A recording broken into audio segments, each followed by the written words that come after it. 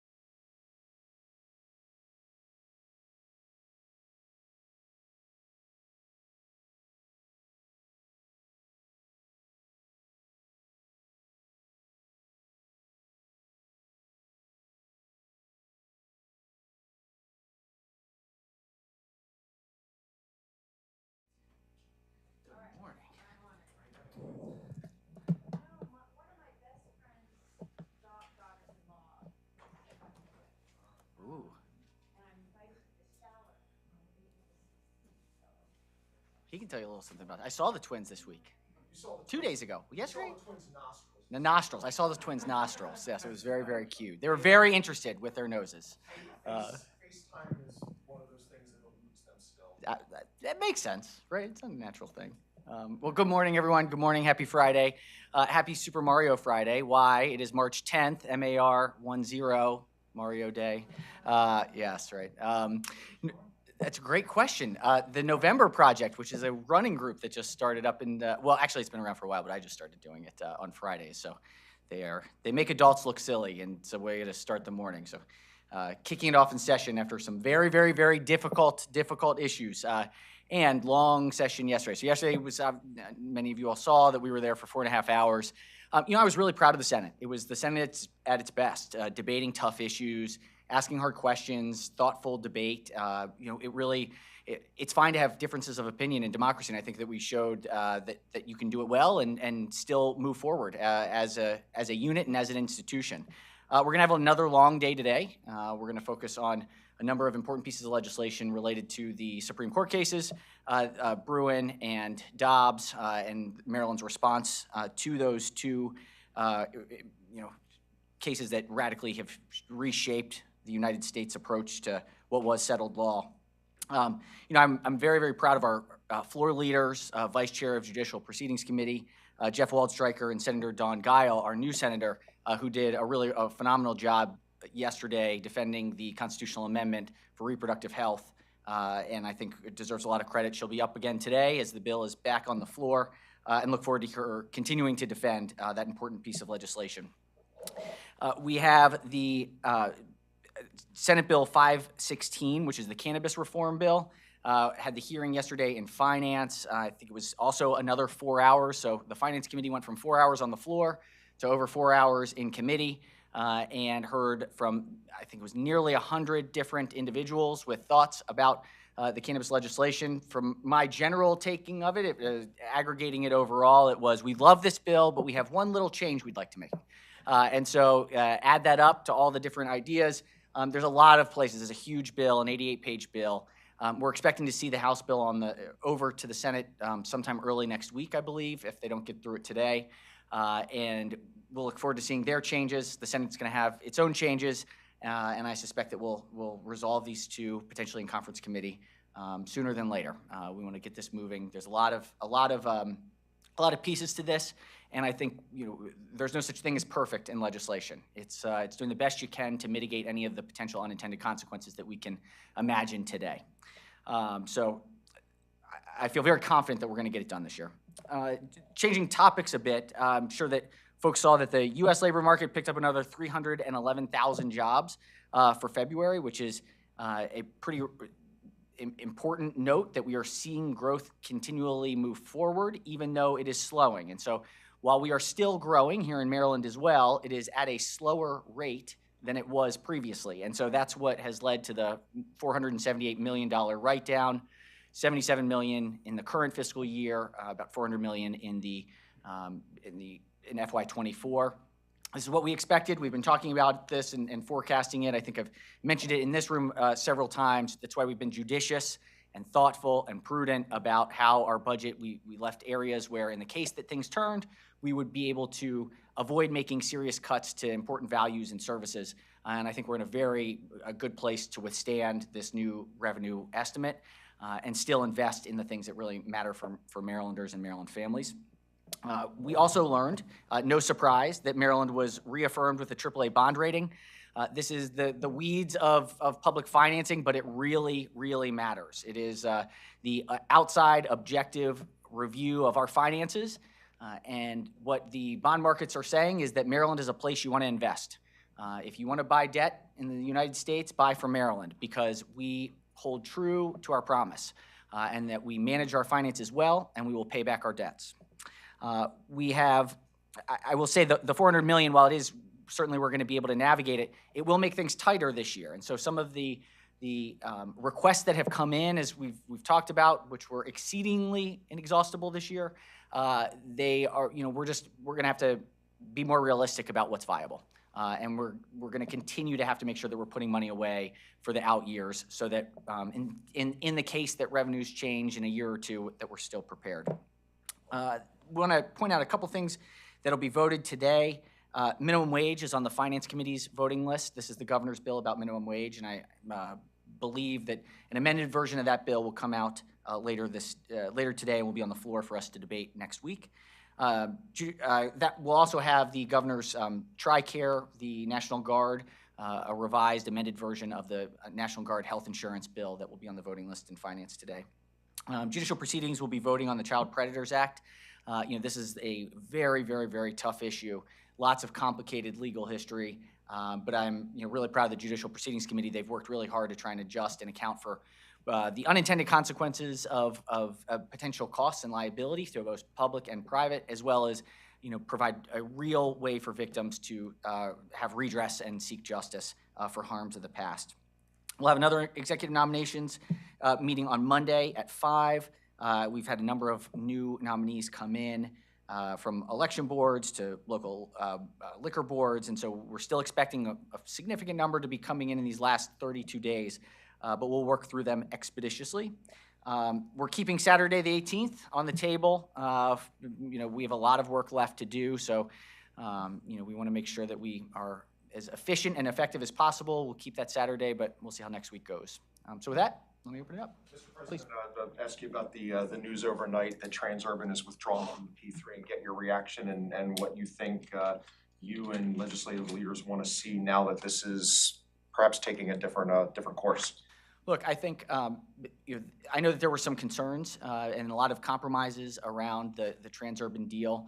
I think it is what it is. The deal as it previously existed is no longer, and I suspect it will be up to the Department of Transportation and the administration to pursue a different path. The problem doesn't go away. The challenge with congestion in the DC area remains. It's getting worse as people, while we still have remote work and it has not been quite as congested as it had been pre-pandemic, all of the information I've seen is that it is just gradually getting worse and worse and worse. We have to do something there, and it should be a multi-mode solution. I think Transurban was starting down that path, and I think that was part of where the costs came from that were potentially unanticipated and why the deal didn't go through. I think it'll be up to the administration to decide whether or not they seek a new P3 option or whether they consider something like the Maryland Transportation Authority. No matter what, I think it's really important that folks know that as this moves forward, the bridge and the 8 miles on the Maryland side of 495, it will require tolling because that's what the record of decision was. And so the federal record of decision requires tolling for that project no matter who is to build it. So unless we want to go back to scratch and start from the beginning, it's likely that any solution that moves forward, whether built by the state or a private actor, will require tolling. And so I think that's going to be something that we're going to have to look through and understand the larger impact moving forward. As a follow-up, does Maryland need to do this as a P3? And if not, can Maryland afford to do it through public financing, given some of the financial news that you noted at the top of this? Look, I think does it have to be a P3? No. Does Maryland have the financial capacity? Potentially. I think we have to see a very detailed financial plan. One of the things that I am concerned about is certainly in representing downtown Baltimore City, I'm very concerned that Baltimore has been left behind when it comes to transportation solutions. And so, there's a crowd out effect. There's no doubt that the congestion in DC is it's the worst in the country almost. The congestion in the Baltimore region is similar. And it is a multimodal solution. It's roads, bridges, and transit. We have to think about it collaboratively. I feel like our current secretary will. And there are innovative ways, not necessarily innovative, that we've used in the past, things like Garvey bonds or tolling, things like the ICC. So there are mechanisms that don't require the exhaustion of our Transportation Trust Fund. But what I will say, and I think this is something that we really have to set up for a larger conversation over the next 4 years, as we continue to see changes in transportation and electrification, we are going to have continuously growing strain on our Transportation Trust Fund due to the result of our gas tax being less in demand or less gas being used as we use more electric vehicles. That's great for climate change. That is wonderful. We want to see electrification happen. As it happens faster and faster at a faster clip, particularly the point at which insurance companies make it more costly or more cost-effective to buy electric rather than a combustion engine, at that moment, we will see a quick flip.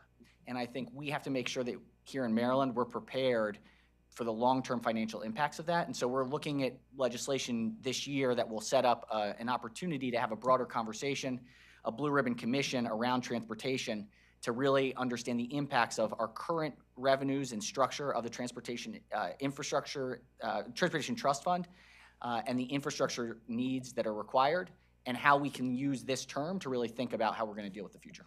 Mr. President, I'm curious about your personal thoughts on the growing number of young people settling arguments with guns. And I know there's a lot of juvenile justice reform measures on the table and already in effect, but that's after the fact. What is going on that this is happening? Well, first and foremost, I find it absolutely both horrifying and incredibly, incredibly sad.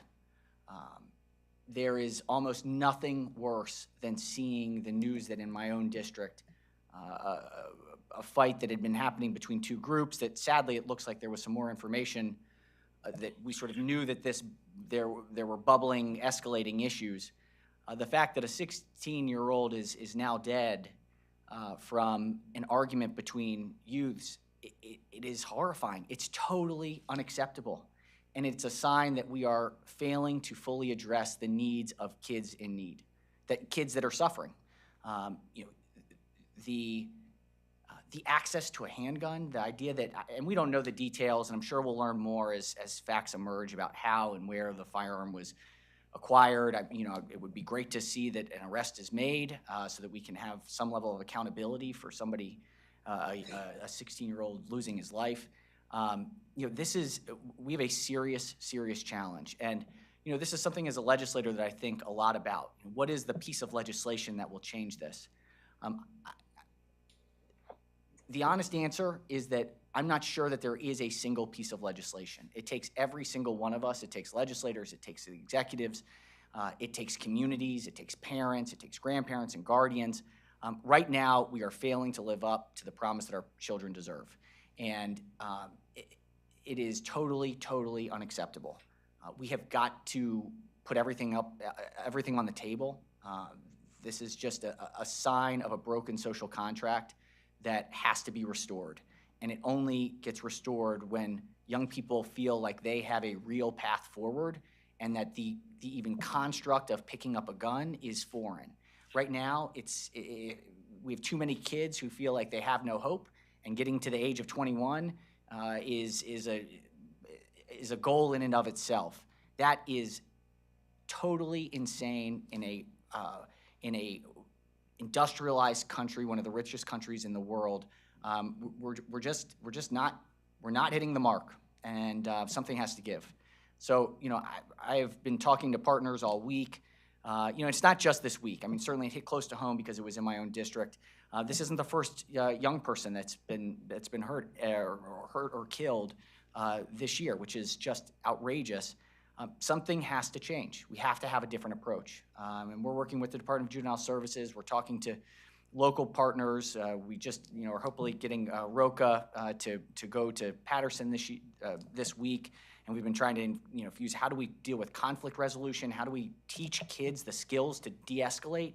This is sadly, I think a product of the pandemic as well, is that too many kids are not well and are scared and are worried about their future, and spent 2 years being told that by being close to somebody else, you may be putting yourself in jeopardy because of a virus.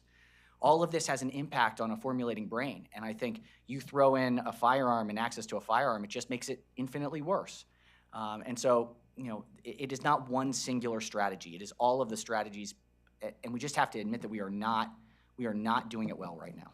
President Ferguson, speaking of gun violence, the Senate and the House are both putting forward legislation to address the proliferation of, concealed carry, as well as youth access to guns. How do you feel about what the Senate is putting forward, and are you in conversations with the House? They have some different approaches in their legislation. I'm very proud of the work that our Judicial Proceedings Committee has done. I think this is a smart piece of legislation for what is a tailored issue. The message here is not that those who seek a concealed carry permit are the problem. That is not the message. We want a thoughtful regime in place. We want to make sure that those who do receive a concealed carry permit have the proper training and protocols in place so that they know what to do with that firearm. What this is, the reaction to Bruen, from my perspective personally, is that we are making a decision that in the state of Maryland, more guns will not be the answer. And so if we make it, I do not want to live in a society where we decide that the only way for us to feel safe is for more people to be armed to the hilt. I just fundamentally believe that that is a broken solution. And so the piece of legislation that we have in the Senate tries to send the message that we understand that there are going to be firearms in our communities, but we do not want to incentivize it. We want to reduce the number of firearms that are available, because what we know is that more legal firearms also leads to more suicides and more stolen firearms that are used in crimes. It is just a fact. And so if we decide that gun manufacturers are the right solution to the problem of safety and violence, I just think we will have failed as a society. We need to evolve beyond the idea that we settle arguments with guns. And in the meantime, we can't be a society where everyone just believes that the only way they're safe is by carrying a deadly weapon. That just doesn't work in the long run. The House is scheduled to vote on the constitutional amendment to protect abortion rights today. The Senate and the House, as well as the governor, have been unified in expressing support for doing a number of things to protect abortion rights. Can you give us an update as to where that is? Package overall. Yeah. Sure. So the constitutional amendment, of course, will be is on second reader again today. It was laid over yesterday. I feel very confident that it will move to third reader, that we'll be able to take it up for third reader vote next week, either Monday or Tuesday. And we also have the piece of legislation that is about making sure that all of our public higher education institutions have plans in place to provide proper reproductive health care services to students on campus. And so that bill is also on second reader today. I feel confident that we'll move forward. I think there are a few amendments that we'll have to dispose of one way or the other, but we'll make sure that those conclude today and that we'll move it forward for next week. We have two additional pieces of legislation, one in Judicial Proceedings Committee, one in Finance. The Finance one has to do with data privacy and the health information exchange, and making sure that for providers and for individuals seeking services in Maryland that can be protected. We were waiting on some amendments from CRISP, our health information exchange entity, and so I believe the Finance Committee will be taking up that next week. And then on the preventing the extradition. Sorry, thank you. The extradition. Preventing extradition for providers or for women who seek services in Maryland. That will be Judicial Proceedings. They'll take that up to vote next week as well. So we'll probably have it by the end of the week on the floor. And how important is this statement to be made, given the context of the national debate on this issue? I mean, look, I think we had a once in 50-year moment where a settled constitutional law was usurped by 6 justices. This is a surreal moment in time, and so it's important that Maryland stand firm and show that we are a state where we believe that reproductive health, freedom, and liberty matter and are protected, and so we need to take the steps that are necessary to do that, and so we will. On the budget and the write-down news that came yesterday, are there plans underway already? Is there a framework for how you might resolve the gap that you have between the House, the Senate, and the second floor? There are a number of options. We were in a good place to start the year, and so we had a lot of flexible options. From the very beginning, the governor put forward $500 million for transportation projects, $500 million for the Blueprint for Maryland's Future. So that was $1 billion of not immediate expenditures, but for down payments for the future. And so there is a bit of flex for the current immediate year that if we can only put, if we can shift it and put $200 million for transportation projects, that frees up a $300 million allocation right there. That is without even the cuts that DLS has recommended. I suspect we'll see some pretty significant cuts of things, just budgeting, increasing vacancy rates than what the administration put forward, or areas where there was a little bit of over budgeting for things that we think as you run the numbers in Medicaid or in other areas that we can find savings. And so I suspect that's to the tune of $200 to $300 million, which is generally, every year, there's $200 to $300 million of adjustments that are made just by the sheer nature of the size of the budget. And so I think we'll be able to get to it pretty easily. Then if I could do a quick follow-up, the Blueprint Fund has a structural deficit, as does the overall budget, with these new projections. The Blueprint Fund was supposed to be getting this injection of $250 million annually from the digital ad sales tax that has been in court now for 2+ years. Are there plans to look at a different revenue source for that fund? Is there anything underway this session on that front? Certainly not this session. I think that we're going to be monitoring it very closely. We're putting additional funds of surplus dollars into out-year costs for the Blueprint. I think that we also have to see over the next year what the Blueprint projections look like with any potential changes in the Medicaid automatic enrollment in free and reduced lunch meals, and whether or not that number pans out and lowers over time. So I think it's too early to, it's too far out at the moment to say that we're in any sort of, that we have any real deep financial concern. I suspect that as we get through this year and next year, we'll have a better sense of what the real projections look like, what a regular, moderately growing economy looks like with the higher interest rates. And so, I feel very confident in where we are at the moment, and don't think we have to have a conversation about revenues. Following up on Danielle's question about the budget, how does this write down in the new fiscal information affect the state's ability to fill vacancies? The governor vowed in January to hire 5,000 state employees, cut the vacancy rate in half. Given what we know now, is 5,000 realistic and attainable? I would say that's a question for the administration in terms of the feasibility. I think it's an aggressive goal. I hope they can achieve that. We are potentially in the budget, maybe adjusting that target a little bit to bring it probably closer to what I think is a maybe slightly more achievable. In the case that the administration is incredibly effective at filling these vacancies, which I hope they are, then I would imagine they'd come in next year with a deficiency appropriation, which is a perfectly appropriate and normal thing to do. And so, I hope that that's the case that we're in, is that they've been so successful in hiring that they need to make sure that those salaries are accounted for. Let me reframe the question a little bit. Is it fiscally responsible to hire 5,000 new employees in a year, given the current budget situation? I would say the answer to that is more about, are the services being delivered effectively? And so if it is, I don't think it's just about meeting an arbitrary target number. I think it's about making sure that we are delivering public services as effectively and efficiently as possible. So that's less about the budget crunch or budget impact and more about effective management.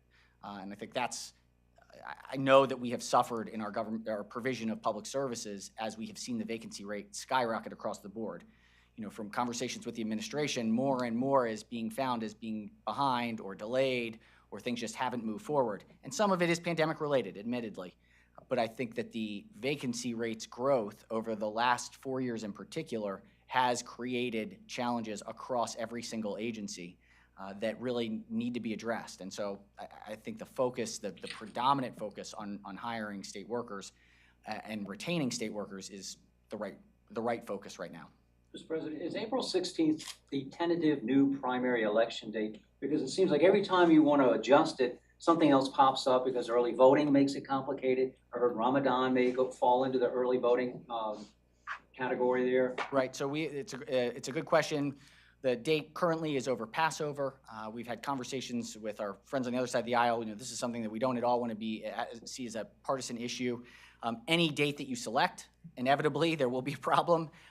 We have an amendment on the floor right now, and probably we will take up today, that sets it as the second Tuesday in May, which I believe is the 14th. And so I think that moving back is a little bit, I think, makes the most sense. If we move forward into April, we start running into Easter and Ramadan and other related issues, and the State Board of Elections has suggested that it creates problem with locations and sites that have, if we use a church or other public facility that is being used for another purpose for those weekends. So I think that we'll see the second Tuesday in May being the most likely answer. We could do one more, guys. You mentioned the minimum wage bill is moving out of Senate Finance today, likely with amendments. Will the amendments include removing the indexing provision that you previously expressed in terms of? I suspect that's where the Finance Committee will be. Look, at the end of the day, I think all of us agree that inflation has hit Maryland families harder than anyone could have ever expected when we passed the minimum wage increase in 2019. No question about it. And so I appreciate the governor focusing on this important initiative to make sure that families who are hit by inflation can see a higher wage for those families that rely on a minimum wage job. And so acceleration has always been the goal here, and I think that's what we'll see coming out of committee. Thank you, Mr. President. Thank you. Thank you all. Have a great weekend.